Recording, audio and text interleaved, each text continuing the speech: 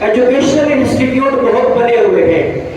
پیچھے 1400 سال پہلے برادر جنید صاحب نے بھی جیسے آپ سے کہا کہ غار ہیرا میں مرکز علم کا قیام ہو گیا تھا، اور دار ارقم فرسٹ ایجوکیشنل انسٹیٹیوٹ جو مکہ مکرمہ میں بنا وہ حضرت ارقم رضی اللہ تعالیٰ عنہ کے گھر کو مرکز علم بنایا گیا.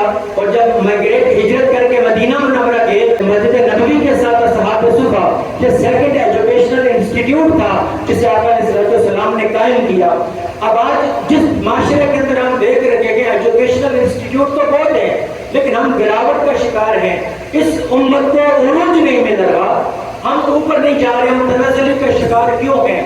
اس لیے کہ جو ہمارے معاشرے میں جو تعلیم دی جا رہی ہے اس میں کردار سازی نہیں ہو رہی.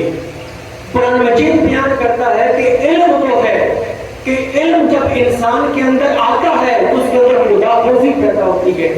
آپ مجھے بتائیں جو ہمارے اسکول کالج یونیورسٹیز اس سے جو بچہ علم حاصل کر کے آتا ہے کیا اس کے دل کے اندر اللہ تبارک تعالیٰ کا خوف بھی پیدا کیا جاتا ہے؟ کیا کردار سازی ہوتی ہے؟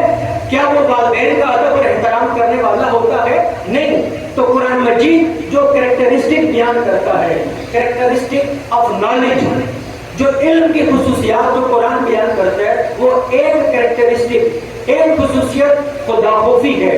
Knowledge should create fairness of God in your personality. علم یہ چاہتا ہے کہ تمہارے اندر خدا خوفی پیدا ہو. اگر خدا خوفی ہمارے اندر پیدا نہیں ہو سکی تو اس کا مطلب وہ نالجیبل نہیں ہے، وہ عالم نہیں ہے. وہ علم کا دعویٰ تو کرتا پھرے گا، ایجوکیشنل انسٹیٹیوٹ سے وہ ڈگری لے لے گا، سرٹیفکیٹ لے لے گا، وہ روزگار مل جائے گا، عہدہ مل جائے گا، MLA بن جائے گا، MPA بن جائے گا، کونسلر بن جائے گا، مگر اس کا مطلب یہ نہیں کہ he is a knowledgeable person. وہ عالم نہیں ہے. According to Quran and prophetic teaching knowledgeable نہیں ہے. قرآن اور حدیث وہ تقاضا کرتے ہیں کہ علم وہ ہے جو تمہارے اندر خدا خوفی پیدا کرے، علم وہ ہے جو تمہارے اندر ادب پیدا کرے. تو پنجابی میں شعر کا مصرع ہے نا کہ علم پڑھیا تے ادب نہ سیکھیا تے کی لینا پڑھ کے ہو.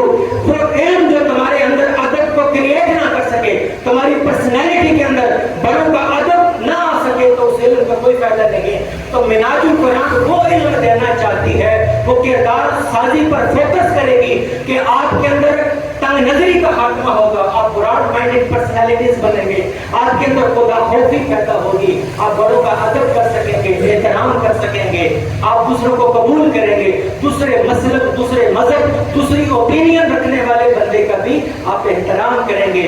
آپ تکفیری سوچ آپ کے اندر خاتمہ ہو جائے گا، آپ کے عقائد کی اصلاح ہوگی، آپ قرآن کے ساتھ کنیکٹ ہوں گے، حدیث کے ساتھ کنیکٹ ہوں گے.